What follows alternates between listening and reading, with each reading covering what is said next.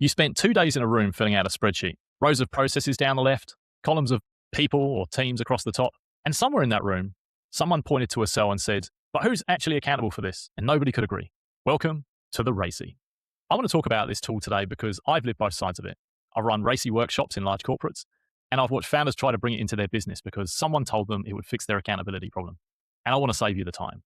By the end of this episode, I want to give you something simpler, something that takes less than an hour to build, never goes out of date, and actually tells you who owns what. First, what does it stand for? R is for responsible, who's actually going to do the work. A is for accountable, the single person who owns the outcome. C is for consulted, who are you going to ask before making the change? And I is for informed, who gets a heads up after the decision is made. On paper, that sounds reasonable. The intent behind the RACI is good. It's about providing clarity on who does what. I've used RACI to map out how financial products would go live. What would the support team do? What would the dev team do? What would the business side do? And what would the testers do? It looks impressive. And for large organizations with hundreds of people and years-long rollouts, there may be a version of it that makes sense. But for a business of 5 to 50 people, you do not have that overhead to run a matrix, and you do not need it. Here is where the RACI falls apart. The first problem is the time it takes to build it.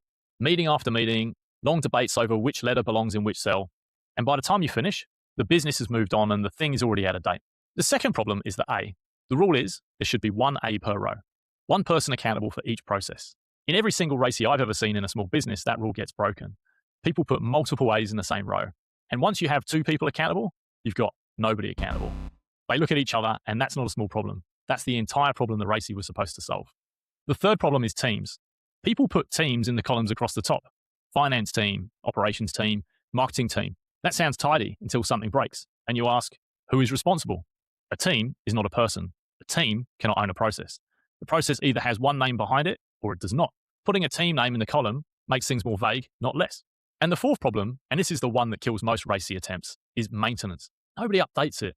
3 months after you build it, someone changes roles, a process gets added, the client requirement shifts, and the matrix sits there, accurate on the day it was built, useless from day 30.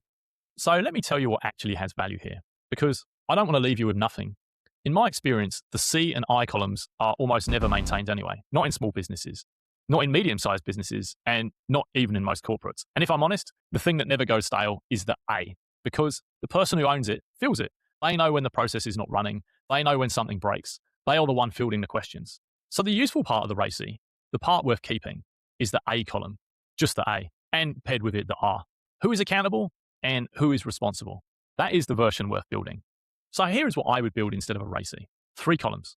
Column 1, the process name. Column 2, one accountable owner, one named person. Column 3, who is responsible? The person who actually executes it. That third column matters. It's not the same as accountable. The responsible people are the ones doing the work, running the process day by day, executing it, maintaining it, making sure it keeps moving. And there can be more than one of them. That's fine. Multiple responsible people is not a problem. Multiple accountable people is. So your accountable person, your single named owner, their job is not just to be listed. Their job is to make sure the process runs. That means they know who the responsible people are. It means they have trained at least one backup, because if one person who normally runs the process goes on leave, the accountable owner needs to know that someone else can cover it. And if that backup goes on leaves, the accountable owner has thought about that too. The accountable person is the one you call when the process breaks, not the team, not the department, one name. And that person can answer every question you have about who does what. Once you have that list, the accountable person can tell you everything else. Who should be consulted if you're thinking about changing the process? They know. Who needs to be kept informed when something goes wrong? They know. You do not need a 4-column matrix to get that information. You need a conversation with the right person. And to have that conversation, you first need to know who that person is. Start with the 10 or 15 processes that directly affect your client experience. Put one name next to each one. If you cannot put a single name next to a process, that is your problem. That is the process that will bite you. The 2-week test applies here as well. If you disappeared for 2 weeks and a process broke, would anyone know who to call? Not who to ask. Not which team is responsible. One specific name. That person is your accountable owner. And the people who keep the process running, those are your responsible people. That is your list. Category, process name, one accountable owner, who is responsible. Build that before you build anything else. So if someone in your business suggests building a RACI, I want you to ask one question. What are we trying to achieve? If the answer is, we want to know who owns each process, you don't need a 4-column matrix. You need a list with one name next to each item, and next to that, who runs it day by day. Build that first. If you still have questions that the list can't answer, then sure, come back to the other columns. But in my experience, you won't need to. See you in the next one.